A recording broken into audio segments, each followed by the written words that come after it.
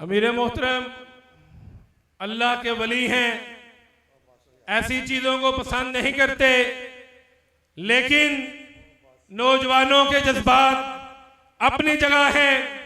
मेरी पंडाल वालों से गुजारिश है, खड़े होकर अपने अमीर मोहतरम का इस्तकबाल कीजिए ताकि पता चले कि अहले हदीस अपने अमीर के साथ कितना प्यार करते हैं।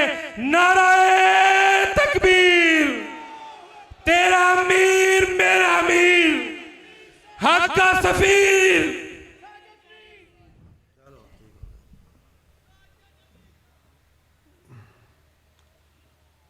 बैठ जाओ हुण सुकून नाल, बथेरी बारी खड़ा कीता तुहानूं।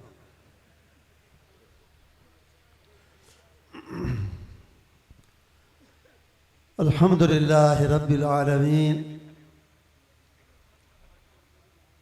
वस्सलातु वस्सलामु अला सय्यिदिल अंबिया व अशरफिल मुरसलीन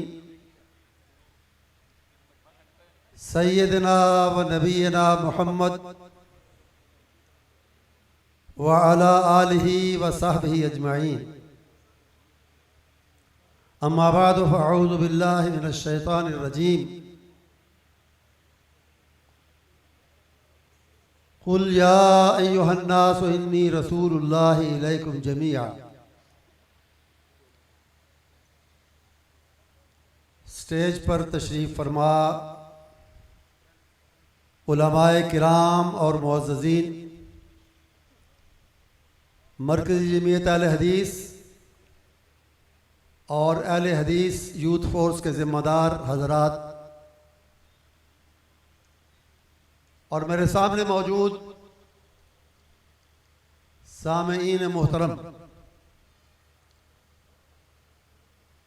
सबसे पहले मैं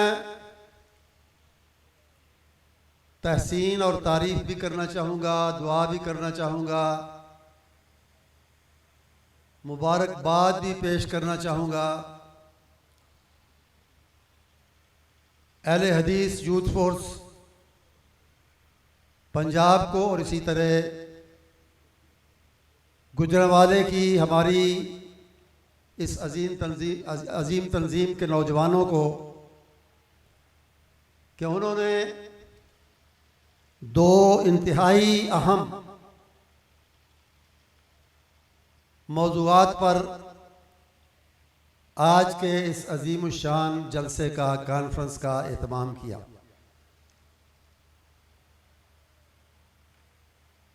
जैसा कि आप सुन चुके, बात हो रही है आज ख़त्म नबूवत के अकीदे की और उसके साथ नामूस सहाबा की, सहाबा के वक़ार और इज़्ज़त की और उसकी हिफाजत और दिफा की। जहाँ तक ख़त्म नबूवत के अकीदे का ताल्लुक़ है, इस्लामी अकायद में ये बुनियादी अहमियत का हामिल अकीदा है। कोई शख्स नबी अकरम सल्लल्लाहु अलैहि वसल्लम को नबी और रसूल माने, अल्लाह को, उसकी तौहीद को, क़यामत को, सबको तस्लीम करे, लेकिन ये कहे कि मैं ये बात नहीं मानता कि नबूवत का सिलसिला आप पर ख़त्म हो गया, वो बाकी तमाम इस्लामी अकायद को मान लेने के बावजूद मोमिन नहीं होगा, काफिर होगा।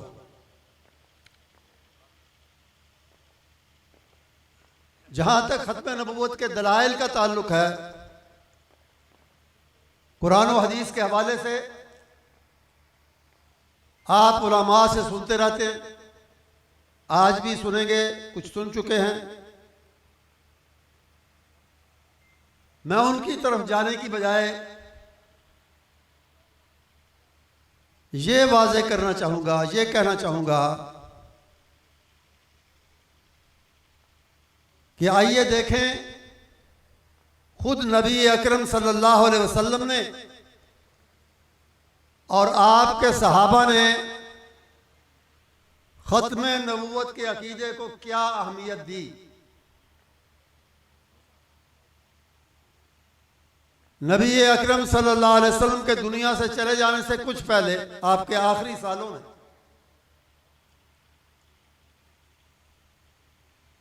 आपकी अजीमुशान कामयाबी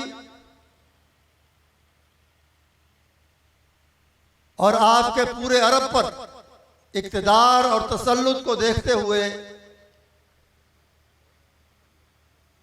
कुछ झूठे लोगों की राल टपकी, लालच दिल में आया कि हम भी अजमत और शोहरत हासिल करने के लिए, लोगों की नजरों में बड़ा बनने के लिए नबूवत का झूठा दावा करें।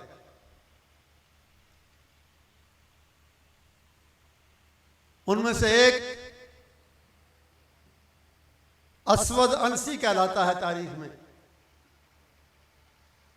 नाम इसका कुछ और था, अब हला इसका नाम था, लेकिन रंग काला होने की वजह से इसे असवद कहते थे, कालू, काला।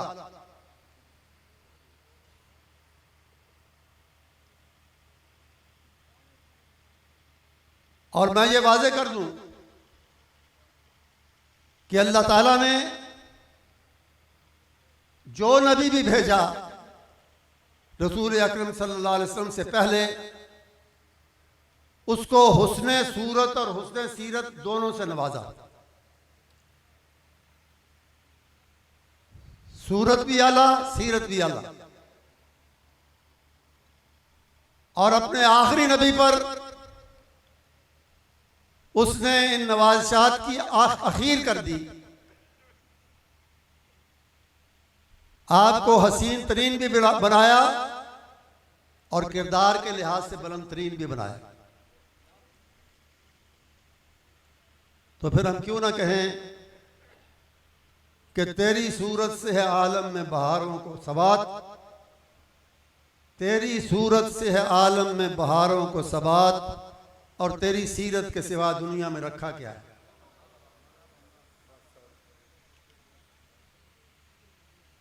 सीरत वो क्या जिसकी कसम रब्बे कुदूस ने खाई, लअम्रो का इन्नहुम लफी सकरतिहिम यामहून। और सीरत वो जिसको एक चैलेंज के तौर पे मुनकरीन और काफरीन के सामने पेश किया, फ़क़द लबिस्तु फ़ीकुम उम्रन मिन क़ब्लिही अफ़ला ताक़िलून। मेरा इनकार करने वालों, मेरी नबूवत को तस्लीम न करने वालों, मैं तुम्हारे दरमियान रहा हूं। मेरा बचपन भी तुमने देखा, मेरी जवानी भी एक खुली किताब की तरह तुम्हारे सामने है। मेरी ढलती हुई उम्र का मुशाहदा भी कर रहे हो। रखो इतराज की उंगली कहां रखते हो, करो इतराज। इतराज कैसे करते? वो तो अपने मुंह से कहा करते थे कि ये सादिक हैं, अमीन हैं, सच्चे हैं, अमानतदार हैं। हुस्न सूरत से भी तो कोई नबी ऐसा नहीं आया जो बदसूरत हो। इसका नाम ही असवद था, काला, कालू। लेकिन उसे शौक चुराया और लालच दिल में आया, उसने नबूवत का दावा किया। और यमन में आहिस्ता आहिस्ता इसने बहुत कुव्वत पकड़ ली, हत्ता के यमन के दारुल हुकूमत सनआ पर काबिज हो गया और वहां रसूल अकरम सल्लल्लाहु अलैहि वसल्लम के मुकर्रर करदा जो हाकिम थे उनको निकाल दिया। आपने यमन के बाज़ कबायली सरदारों और जिम्मेदारों को मकतूब गिरामी भेजा, खत लिखा कि इस फितने का इस्तीसाल करो। वो असवद और उसके साथियों से खुली जंग करना चाहते थे। मैं ये भी जिक्र कर दूं कि इसका दूसरा नाम तारीख में है जुल हिमार। और जुल हिमार का मतलब है गधे वाला। इसने गधा पाला हुआ था जिसे जादू या किसी और तरीके से सिखा के ट्रेन करके इसने पढ़ाया था, सिखाया था कि उसके हुक्म पर चलता था। खड़े हो जाओ, खड़ा हो गया, बैठ जाओ, बैठ गया, सजदा करो, सजदा किया। इसे ऐसी चीजों को देखकर भी लोग बड़े मुतासिर होते थे। बहरहाल आपने कहा कि खुलेआम मुकाबला होगा इसके और इसके बहुत से साथियों से। हजारों लोग उसके हल्के में शामिल हो चुके थे। तो बेजा खून रेजी होगी, इसको टारगेट करो और इसको सफाए हस्ती से मिटा दो। आपके इस हुक्म से मालूम होता है कि खत्म नबूवत की खुद आपके नजदीक क्या अहमियत थी इस अकीदे की, और दूसरी बात कि खत्म नबूवत के मुनकिर की सजा मौत है, कत्ल है। ऐसा ही हुआ, उसे टारगेट करके उसके महल में कत्ल किया गया और उसके कत्ल के साथ ही आपकी दूरबीनी, आपकी जो फहम और फरासत अल्लाह ने दी थी उसके मुताबिक फितना खुद ब खुद खत्म हो गया। उसके कत्ल के बाद ज्यादा खुरेजी की तरफ नहीं जाना पड़ा। दूसरा बड़ा झूठा मुद्दई नबूवत मुसलमा बिन हबीब था, जिसके नाम का हिस्सा बन गया है, जुज बन गया है मुसलमा कज़्ज़ाब।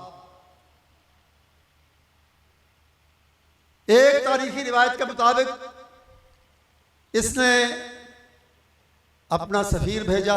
दूसरी तारीखी रिवायत ये कहती है कि एक मरतबा खुद भी आपकी खिदमत में आया। बहरहाल बिल वास्ता या बिला वास्ता तरीके से उसने ये मुतालबा किया कि आप मुझे अपनी नबूवत में शरीक कर लें और मुल्क अरब भी हम आपस में तकसीम कर लें, आधा आपका आधा मेरा। तो ये अगर खुद आयत हो तो इसको या इसके पैगाम लाने वाले को आपने कहा, इत्तफाकन आपके पास उस वक्त खजूर की एक खुश्क बेकार सी टहनी पड़ी हुई थी। तो आपने फरमाया तुम नबूवत में शिरकत चाहते हो, मुल्क अरब के आधे हिस्से का क्लेम करते हो, मैं तो ये सूखी हुई टहनी बेकार सी जो मेरे पास पड़ी है, मैं तो ये भी तुम्हें देने के लिए तैयार नहीं। यानी मामूली शिरकत भी मुझे गवारा नहीं है। किसमें? कार नबूवत में, मनसब नबूवत में मामूली शिरकत भी गवारा नहीं है। दूसरे मौके पर इसने खत लिखा और उस दौर के, उस जमाने के रिवाज के मुताबिक शुरू में लिखते थे ये खत फलां की तरफ से फलां की तरफ है। तो उसने लिखा कि मुसलमा रसूलुल्लाह इला मोहम्मद रसूलुल्लाह सल्लल्लाहु अलैहि वसल्लम, कि ये खत बकौल उस झूठे के कि ये खत मुसलमा रसूल की तरफ से अल्लाह के रसूल मोहम्मद की तरफ लिखा जा रहा है सल्लल्लाहु अलैहि वसल्लम। और इसके जवाब में फिर आपने लिखवाया कि मैं मोहम्मद रसूलुल्लाह सल्लल्लाहु अलैहि वसल्लम इला मुसलमतल कज़्ज़ाब, मैं मोहम्मद अल्लाह का रसूल सल्लल्लाहु अलैहि वसल्लम ये खत भेज रहा हूं परले दर्जे के झूठे मुसलमा के नाम, बहुत बड़े झूठे मुसलमा के नाम। और आपकी जुबान और आपके कलम से, आपके कातिब की कलम से निकला हुआ ये लफ्ज उसके नाम का हिस्सा बन गया तारीख में। लोगों को अपनी तरफ मायल करने के लिए बहुत से लोगों ने पहले जो साथ दिया वो जाहिरी अमाल में अच्छे लोग थे। तारीख में लिखा है यसूमून अन्नहार व यकूमून अल्लैल, रातों को क़याम करने वाले थे बहुत से लोग, उसके फॉलोअर्स, और दिन को रोज़ा रखने वाले थे। इससे यह भी पता चला, कहते हैं जी मिर्ज़ाई बड़े अच्छे अखलाक उनके होते हैं, बड़े इबादत गुजार होते हैं, लेकिन इससे पता चला कि ख़त्म नबूवत का मुनकिर बज़ाहिर जितना मर्जी नेक नजर आए, हमारे सालिया शरीयत के बताए हुए करने वाला हो, उसके अमाल का कोई वजन नहीं, कोई कीमत नहीं, कोई सवाब नहीं अल्लाह के नजदीक। तो उसने बाद में लोगों की कसीर तादाद को साथ लेने के लिए, मिलाने के लिए और अपनी झूठी नबूवत मनवाने के लिए अपने दीन में आसानियां पैदा की, यहां तक कि शराब नोशी को, बदकारी को हलाल कर दिया अपने मानने वालों के लिए, नमाजों को कम कर दिया। वो बात आगे आएगी एक और हवाले से। सुन्नतें वगैरह नफल मुआफ है, सिर्फ फर्ज अदा करो और 3 वक्त के मुख्तसर। इस तरह की आसानियां पैदा की ताकि ज्यादा से ज्यादा लोग उसका साथ दें और उसकी नबूवत को तस्लीम करें। साथ ही इसके अलावा उसने मोजज़ात दिखाने की नाकाम कोशिश भी की। एक शख्स आया, मेरा बाग सूख रहा है, पैदावार बहुत कम हो गई है, बरकत की दुआ करें।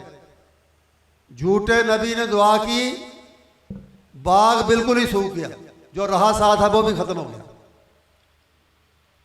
एक और आया, हमारे कुएं का पानी नीचे चला गया, पानी कम निकलता है। उसने कहीं सुन रखा होगा कि रसूल अकरम सल्लल्लाहु अलैहि वसल्लम ने लुआब मुबारक डाला कुएं में, कुएं का पानी उबल कर ऊपर आ गया। तो इसने भी लुआब डाला, वो पहले जो थोड़ा बहुत पानी था वो और नीचे चला गया, खत्म हो गया। 2 बच्चे लाए, इन पर जी शफकत का, बरकत का हाथ फेरें। शफकत बरकत का हाथ ऐसा फेरा कि उसके बाद पूरी जिंदगी उनके सर पर बाल ही नहीं आए। इस तरह की और बहुत सी चीजें तारीख में लिखी है। लेकिन इन सारी चीजों को देखकर इंसानी फितरत अजीब है। आज भी हम हैरान होते हैं कि आम लोग तो आम लोग हैं, लेकिन बाज पढ़े लिखे दानिश्वर, बज़ाहिर अक्लो दानिश और तालीम वाले लोग, वो कैसे मिर्ज़ाई हो गए। ख़त्म नबूवत के इतने दलाइल को होते हुए ज़फ़रुल्लाह जो पाकिस्तान का पहला वज़ीर ख़ारजा बना, दुनियावी तौर पे काबिल आदमी, डॉक्टर अब्दुल सलाम जिसे नोबेल प्राइज़ भी मिला, वो भी मिर्ज़ाई। हैरत होती है, लेकिन इंसानी फितरत इसी तरह है। जब इंसान ठोकर खाने लगता है तो कोई तमीज़ नहीं रहती कि अक्लमंद कौन है और नादान कौन है, पढ़ा लिखा कौन है और गैर तालीम याफ्ता कौन। तो उस जमाने में भी ऐसा हुआ कि लोगों ने अपनी आंखों से देखा कि उसके तमाम नाम निहाद मौजज़ात उलट पड़ते हैं, उनका नतीजा उल्टा होता है, बरकत की बजाय बेबरकती होती है। लेकिन देखने के बावजूद जिन्होंने साथ नहीं छोड़ना था नहीं छोड़ा। असवद अंसी की मैं बात कर रहा था, उसका कत्ल नबी अकरम सल्लल्लाहु अलैहि वसल्लम के आखिरी दिनों में हुआ था। जिब्रील ने आपको अल्लाह की तरफ से खबर दे दी, लेकिन बाकायदा खबर खत की शक्ल में या कासिद जो लेकर आया, वो आपके दुनिया से जाने के बाद हज़रत अबू बकर के दौर के इब्तदाई दिनों में यह खबर लेकर आया। तो इसी तरह मुसलमा के साथ उसकी सरकोबी के अहकाम आपने अपनी जिंदगी में जारी फरमाए, लेकिन अमल दरामद का मौका आपके जाने के बाद, आपके दुनिया से चले जाने के बाद आया। हज़रत अबू बकर सिद्दीक रज़ी अल्लाह ताला अन्हो, जिन्हें मैं दुनिया का और इस्लाम में सबसे पहला अहले हदीस भी कहता हूँ और सबसे पहला खत्म नबुव्वत का दिफा करने वाला भी मानता हूँ, सिद्दीक अकबर रज़ी अल्लाह ताला अन्हो ने मुहिम्मात, एक से ज़्यादा मुहिम भेजी मुसलमा की सरकोबी के लिए, और आखिरी मुहिम जो थी वो खालिद बिन वलीद सैफुल्लाह रज़ी अल्लाह ताला अन्हु की सरबराही में थी। मैं थोड़ा सा बताना चाहता हूँ कि मुसलमा और उसके हामियों के साथ इस जंग में सहाबा ने कितनी बड़ी बड़ी कुर्बानियाँ पेश की, और यही मेरा मकसद है गुफ्तगू का, हम सब जान सकें कि नबी करीम सल्लल्लाहु अलैहि वसल्लम के साथ साथ सहाबा के दिल में खत्म नबूवत के अकीदे की क्या अहमियत थी। इस जंग में, जिसे जंग यमामा भी कहा जाता है इलाके की निस्बत से, इसमें मुसलमानों की, मुजाहिदीन की तादाद मुसलमा के साथियों से 1/3 थी, बदर की तरह, जंग बदर की तरह 1/3 के करीब थी। कहते हैं कि ज्यादा से ज्यादा 13,000 थे, जबकि मुसलमान ने 40,000 की जमात इकट्ठी की थी। सरफरोशी की अजीब मिसालें कायम की सहाबा ने। इब्तिदा में काफिर, मुर्तद, मुसलमान के साथी, उनका पल्ला भारी था कसरत तादाद की वजह से, तादाद ज्यादा होने की वजह से। तो अंसारी, एक अंसारी साहबी जो अंसार के अलम बरदार भी थे, झंडा उनके हाथ में था, उन्होंने क्या किया, एक गड़ा खोदा जमीन में अपने घुटनों तक, और उसमें जम के खड़े हो गए कि पीछे हटने का, भागने का या पीछे हटने का सवाल ही बाकी ना रहे। अपने आप को उसमें मुक़य्यद करके घड़े के अंदर वो तीर कमान से, नेज़े से, तलवार से, जो भी हथियार थे उनके साथ वो जंग करते रहे, जिहाद करते रहे, ताकि पीछे हटने का इम्कान ही बाकी ना रहे। इससे बड़ी बात बरा बिन मालिक ने की। बरा बिन आज़िब एक मशहूर साहबी है, लेकिन ये बरा बिन मालिक हैं दूसरे। क्या हुआ कि इब्तदाई हल्ले के बाद मुसलमान जब जम के शहादत और मौत की परवाह किए बगैर लड़ने लगे, तो फिर उनका पल्ला भारी होना शुरू हुआ, मुर्तद्दों को पीछे हटना पड़ा। इन्होंने एक बाग में, जिसके गिर्द बड़ी मजबूत दीवार थी और बड़ी पक्की बनी हुई थी, उस बाग में उन्होंने पनाह ली, जिसे हदीकतुर रहमान कहते थे, हदीका बाग को कहते हैं, लेकिन तारीख में अब उसका नाम है हदीकतुल मौत, क्योंकि सैकड़ों नहीं हजारों मुर्तदों को वहां जहन्नम रसीद किया गया, कत्ल किया गया। तो वहां एक अजीब बात हुई कि मुसलमानों के लिए दीवार तोड़ना, बाग में दाखिल होना बड़ा नामुमकिन नजर आता था, मुश्किल नहीं, नामुमकिन नजर आता था। बरा बिन मालिक ने कहा, या माशरल मुस्लिमीन अलकुनी अलैहिम फी हादिल हदीका, मुसलमानों मुझे उछाल कर इन मुर्तदों के अंदर डाल दो, दीवार के ऊपर से बाग के अंदर डाल दो, मुझे फेंक दो। मुझे एक तख्ता तैयार किया गया, उसको नेज़ों पर रख के ऊपर किया गया, उस पर बिठाया गया बरा बिन मालिक को। अंदाजा करें कि हजारों मुर्तदों के अंदर एक अकेला आदमी अपनी जान की परवाह किए बगैर किस मकसद के लिए जा रहा है? दिफाए ख़त्म नबूवत के लिए, ख़त्म नबूवत के अकीदे की हिफाजत के लिए।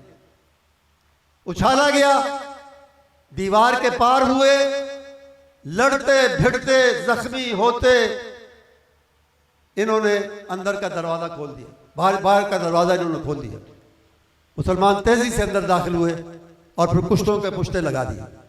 लेकिन ये बरा बिन मालिक की जांबाजी की वजह से, उनके जज्बा ख़त्म नबूवत की वजह से मुमकिन हुआ।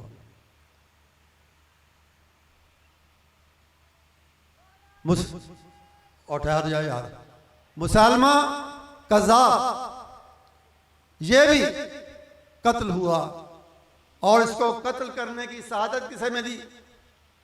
वही वाशी जिसने मैदान उहद में सैयदना हमजा सैयदुल शुहदा को शहीद किया था। दूर से वो एक हथियार फेंकता था जो बंदे के आर पार हो जाता था। उसी हरबे को, उसी हथियार को इस्तेमाल करते हुए वाशी ने, माफ़ी तो उसे मिल चुकी थी, रसूल अकरम सल्लल्लाहु अलैहि वसल्लम की खिदमत में हाजिर हुआ था फतेह मक्का के बाद। मुंह छुपा के आपकी मजलिस में आके बैठा और कहा कि अगर कोई बहुत बड़ा मुजरिम हो, बहुत बड़ा उसने गुनाह सरजद किया और वो मुसलमान हो जाए तो उसके लिए क्या हुक्म है आपके दीन में? आपने फरमाया उसे माफ़ी मिल जाएगी। तो उसने कहा खा वो आपके चचा का कातिल हो फिर भी माफ़ी मिल जाएगी। आपने फरमाया वाशी हो? उसने कपड़ा हटाया, कहा जी मैं वाशी। आपने फरमाया ठीक है, जो मैं कह चुका, तुम्हें भी अमान है, तुम्हें भी माफ़ी है, लेकिन एक मेहरबानी करना, मेरी मजलिस में आके मेरे सामने ना बैठना, मुझे अपना चचा याद आएगा। तो इस वाशी ने कत्ल किया, हरबा मारा और वो जमीन पर गिरा और एक अंसारी साहबी ने उसका सर तन से जुदा कर दिया। बाद में खालिद बिन वलीद, खबर तो उन्हें मिल गई रजी अल्लाह कि वो कत्ल हो गया है बाकी लोगों के साथ। वो मजीद तसल्ली करना चाहते थे, उसकी लाश देखना चाहते थे। उन्होंने उसके एक साथी को या साबिक साथी को साथ लिया और कहा कि मुझे निशानदेही करो लाशों में कि उसकी लाश कहाँ है। वो जो मैं सूरत की बात कर रहा था कि अल्लाह नबी को सूरत भी अच्छी देता है, उसकी शक्ल सूरत देख के खालिद के मुंह से बेख्तियार निकला कब्बहकुमुल्लाह अला इत्तिबाइकुम हादा, अल्लाह तुम्हारा बेड़ा गर्क करे, इस बदसूरत के पीछे तुम लगे हुए थे। ये उसका खात्मा था। इसी असना में उसकी मौत, उसके कत्ल से पहले एक औरत को भी शौक आया कि जिस नबी के बारे में सुनते हैं वो मर्द होता है, तो औरतों में क्या कमी है, मुझे भी नबिया बनना चाहिए। सजा इसका नाम था। उसने भी नबूवत का दावा किया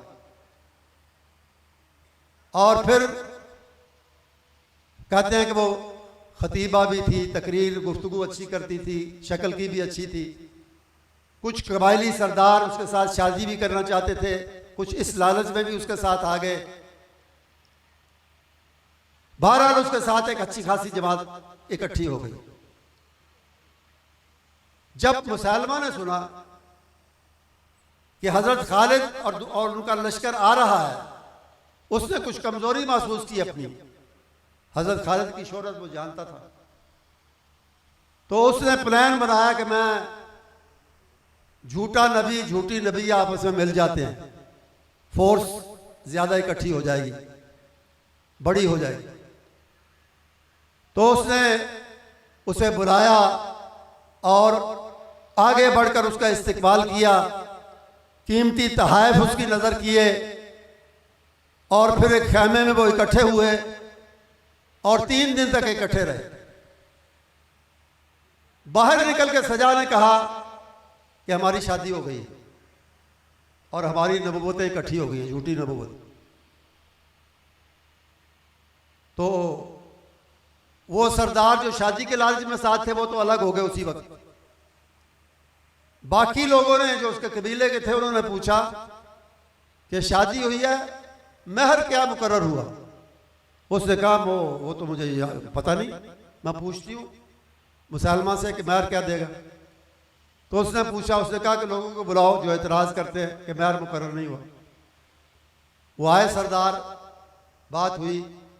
उसने कहा महर जो है वो जो है नमाज की बात कर रहा था। उसने कहा कि हमारी शादी की खुशी में और महर के तौर पर फजर और इशा की नमाजें माफ़ हो गई। ये ज़रा मुश्किल नमाजें हैं, इसलिए ये दोनों माफ़ हो गई। बहरहाल सजा शर्मिंदा भी बहुत हुई।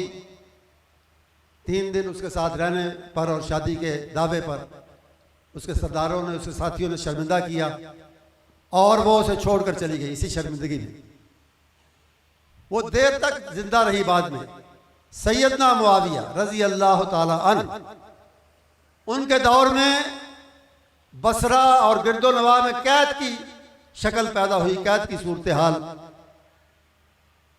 तो हज़रत मुआविया ने जिस तरह माशाल्लाह मरकज़ी जमीयत अल हदीस यूथ फोर्स आफात में, अब जो सैलाब आया इसमें, इससे पहले भी ज़लज़ले और सैलाब वगैरह के मौके पे ये लोगों की, सैलाब ज़दगान की, ज़लज़ला ज़दगान की खिदमत करते हैं बिला मुआवजा और बग़ैर इम्तियाज़ के कि ये अहल हदीस है या नहीं, फलां है या नहीं। जो भी मुसीबत ज़दा है उसकी मदद करते हैं अल्हम्दुलिल्लाह इसी तरीके के मुताबिक। तो हज़रत मुआविया रज़ी अल्लाह ताला अन्हु ने मुसलमानों की, काफिरों की, मुर्तदों की, सबकी खिदमत की इस मौके पे और बड़ा अच्छा इंतज़ाम किया कहत के हालात को रोकने के लिए। इससे इसका कबीला बनु तगलिब कबीला था, वो बड़ा मुतासिर हुआ और उन्होंने सजा समेत दोबारा इस्लाम कबूल किया और इस तरह इसने अपने आप को नारे जहन्नम से बचाया। कत्ल से भी बची, जहन्नम से भी बची। आखिरी जिक्र मैं करूंगा एक और झूठे का जिसने उस दौर में सर उठाया और उसका नाम था तुलैहा असदी। इसके खिलाफ भी मुहिम खलीफा राशिद ने भेजी और उसको शिकस्त से दोचार किया गया। वो भाग गया और कुछ अरसे के बाद उसे भी सजा की तरह दोबारा इस्लाम को अकीदा ख़त्म नबूवत समेत कबूल करने की तौफीक अल्लाह ताला ने अता फरमा दी। तो मेरे दोस्तों और अजीज़ों, ये कुछ तज़किरा था इब्तदाई दौर के उन झूठे मुद्दईयान नबूवत का जिनके कत्ल का हुक्म खुद नबी अकरम सल्लल्लाहु अलैहि वसल्लम ने जारी फरमाया और जिनके साथ सहाबा ने बड़ी कुर्बानियां देकर, बड़ी सरफरोशी के साथ, बड़ी जांफशानी के साथ लड़ाई की और उनको शिकस्त से दोचार करके इन फितनों को ख़त्म किया। सहाबा के बारे में मैं आखिरी बात ये कहना चाहूँगा कि मुसलमा के साथ जंग में इतने सहाबी और इतने उलमा, कारी कुरान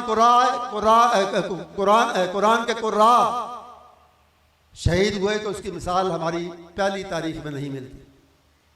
मुअर्रिखीन ने अंदाज़ा लगाया है कि जितने जिहाद नबी अकरम सल्लल्लाहु अलैहि वसल्लम ने अपनी ज़िंदगी में किए उनमें मुसलमान शुहदा की, शहीद सहाबियों की तादाद 300 से कम थी, 250 के करीब थी, 269 या इसके करीब थी, 270 के करीब।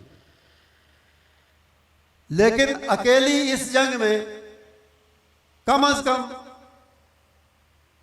1200 सहाबा, यानी 4 गुना, पहली सारी जंगों को मिला के 300 से कम अकेली जंग यमामा जो मुसलमान के खिलाफ लड़ी गई उसमें 1200 से ज़्यादा बड़े अजल सहाबी, जैसे मैंने कहा कुरान के कारी, आलिम उनमें शामिल थे, वो शहीद हुए।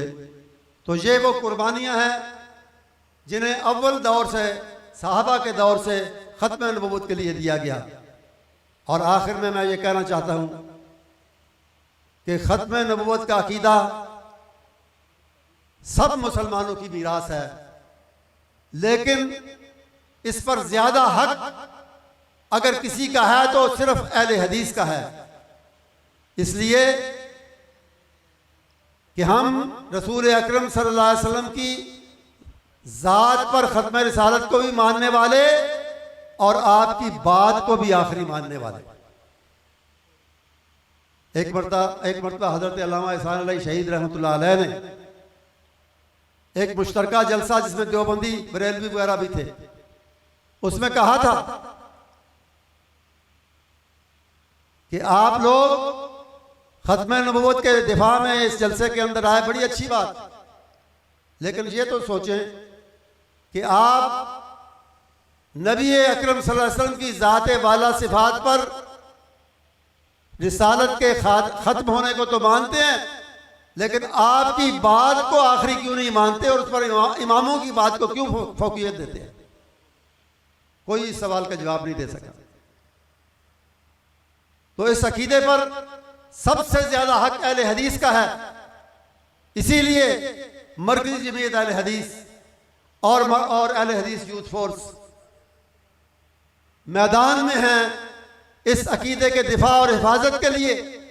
ये जलसे, ये कॉन्फ्रेंसें, ये कोशिशें सारी इसी सिलसिले में हो रही हैं। और मैं ऐलान करना चाहता हूँ कि इंशाअल्लाह जब तक हम मौजूद हैं, मरकज़ी जमीयत अहले हदीस है और अहले हदीस हैं, जब तक इंशाअल्लाह अपना तन मन धन लुटाकर अकीदा ख़त्म नबुव्वत की हर कीमत पर हिफाजत करेंगे। और इसी में अगर हमें शहादत नसीब हो तो उसे अपनी सरफराजी और अपनी इज्जत और अपनी सआदत समझेंगे। व आखिर दावाना अल्हम्दुलिल्लाह।